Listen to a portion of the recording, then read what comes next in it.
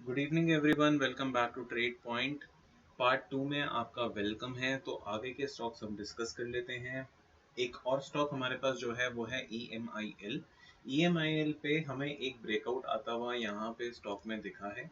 ये एक breakout candle, but इतनी स्ट्रॉन्ग कैंडल नहीं है कि हम इसको ब्रेकआउट कंसिडर करें, क्योंकि हमें थोड़ी सी सेलिंग देखने को मिली है। तो ब्रेकआउट का किस लेवल के ऊपर आएगा? 250 के ऊपर जब आपको एक क्लोजिंग मिल जाएगी अच्छी खासी बुलिश कैंडल की, ये आपका एक ब्रेकआउट होगा और उसके बाद आप अपना लॉन्ग पोजीशन को प्लान कर सकते हो with the small stop loss. I hope ये आपको समझ में आ गया होगा कि हमें यहाँ पे कैसे प्लानिंग करनी है।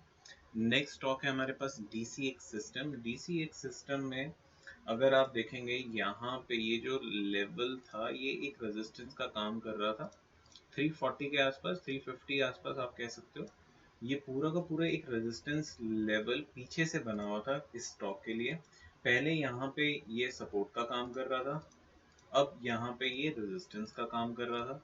अब हमें एक ब्रेकआउट मिल चुका है, तो हमारी प्लानिंग क्या होनी चाहिए?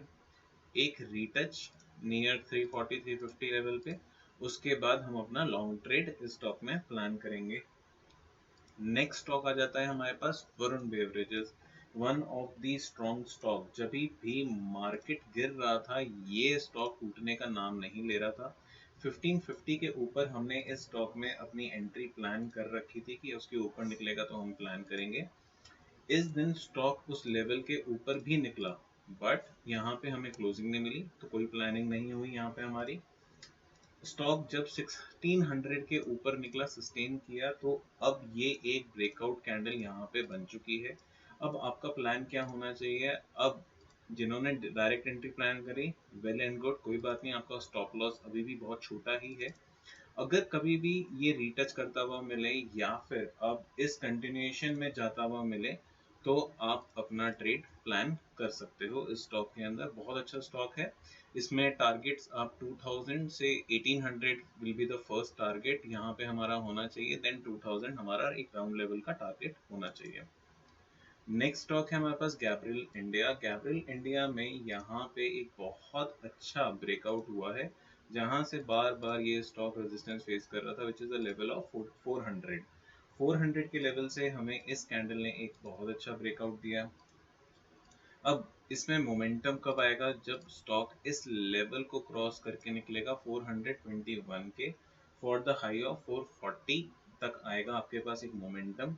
हो सकता है जिस तरीके से ये स्टॉक निकल रहा है ये अपना ऑल टाइम हाई भी बहुत जल्दी ब्रेक करे और उसके बाद आपको 500 के टारगेट्स दिखा दे। Another important stock from banking sector, that is federal bank. Federal bank में हमें यहाँ पे एक बहुत अच्छा ब्रेकआउट आता हुआ मिला है। एक्चुअली ब्रेकआउट तो इस लेवल का ही हुआ है यहाँ पे, अगर आप देखोगे 170 के ऊपर। अभी स्टॉक एक पॉजिटिव टेरिटरी में है और स्टॉक यहाँ से 200 तक के आपको टारगेट दे सकता है अगर स्टॉक में बहुत अच्छा मोमेंटम रहता है। ये आपको एक बहुत अच्छा ब्रेकआउट मिला है। यहाँ पे अभी कंसोलिडेशन हो रहा है, छोटे टाइम फ्रेम पे एक बारी कंसिडर कर लेते हैं इस कंसोलिडेशन को।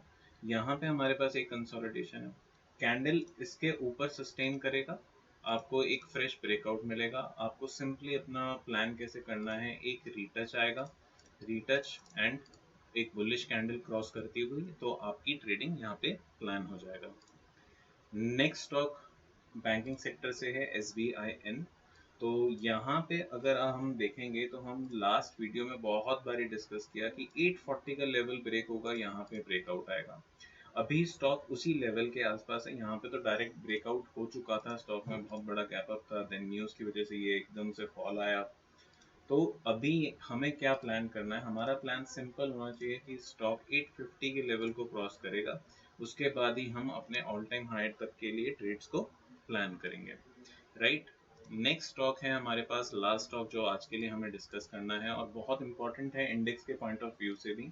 आप यहाँ पे देख सकते हो ये एक 1600 का लेवल हमारे पास दिख रहा है इन HDFC बैंक। यहाँ पे स्टॉक बार बार एक रेजिस्टेंस फेस कर रहा है, राइट। सो अब हमारे पास सिर्फ एक ही चीज़ बचती है, एक क्लोजिंग अबव 1600 लेवल, तो हमारी उसमें एंट्री एग्जीक्यूट हो जाए, क्योंकि मल्टीपल टाइम टेस्ट हो चुका है लेवल। यहाँ पे आपको एक कप एंड एक हैंडल का पैटर्न भी मिल रहा है, which is a bullish pattern, और आपके जो टारगेट्स होने चाहिए वो फिर होंगे ऑल टाइम हाई तक के हमारे टारगेट, विच इज 1720 और 1700 एक राउंड फिगर में आप रख सकते हो। आई होप आपको ये वीडियो पसंद आया होगा, अंडरस्टैंडिंग ज़्यादा क्लियर हुई होगी। अगर पसंद आया please do like share and comment, और हमारा आप व्हाट्सएप चैनल को ज्वाइन कर सकते हैं, which is totally free for everyone. Description में आपको लिंक मिल जाएगा। Thank you so much and have a lovely trading day tomorrow.